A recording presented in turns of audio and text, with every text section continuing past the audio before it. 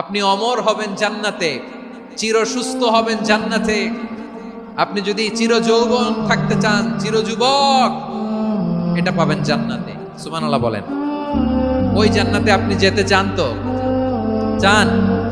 বদরের ময়দানে এই পাশে কোরাইশ, এই পাশে মুসলমানেরা, বিশ্বনবী জালামাই ভাষণ দিলেন, বললেন কুমু ইলা জান্নাতিন আরদুহাস সামাওয়াতি ওয়াল আরদ উইদ্দাত লিল মুত্তাকিন। আমার সাহাবারা, ওই জান্নাতের দিকে ছোট, যে জান্নাত আকাশ জমিন বিস্তৃত। তোমরা দেখতে পাচ্ছ এটা বদরের ময়দান না, এটা আল্লাহর জান্নাত। আওয়াজ করে পড়েন আল্লাহু আকবার। বিশ্বনবী বললেন ছোট ওই জান্নাতের দিকে, যে জান্নাতের বিস্তৃতি আকাশ জমিন বিস্তৃত। বিশ্বনবীর এই কথা শোনার পরে এক আনসারী সাহাবী সাইয়েদনা উমাইর ইবনুল হুমাম রাদিয়াল্লাহু তাআলা আনহু খেজুর খাচ্ছিলেন। তিনি বিশ্বনবীর দিকে তাকিয়ে কথা শুনছেন আর খেজুর খাচ্ছেন। যখন বিশ্বনবী বললেন জান্নাতের দিকে ছোট, যে জান্নাত আকাশ জমিন বিস্তৃত, বিশ্বনবীর কথা শোনা মাত্র সাইয়েদনা উমাইর ইবনুল হুমাম বললেন বাহ বাহ। কি বললেন? বাহ বাহ মানে চমৎকার, মাশাআল্লাহ চমৎকার।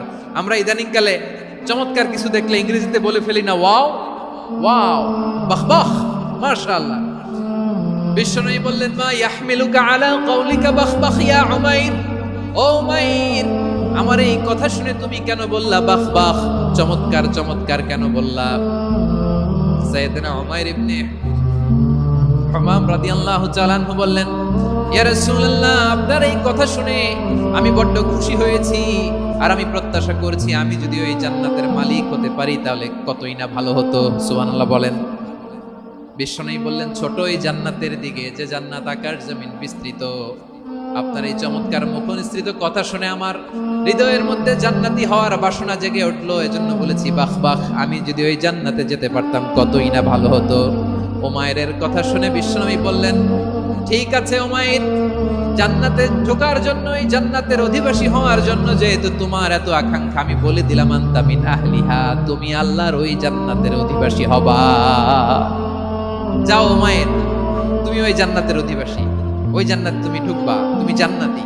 তার মানে সহজ কথায় তুমি জান্নাতি। সুবহানাল্লাহ বলেন।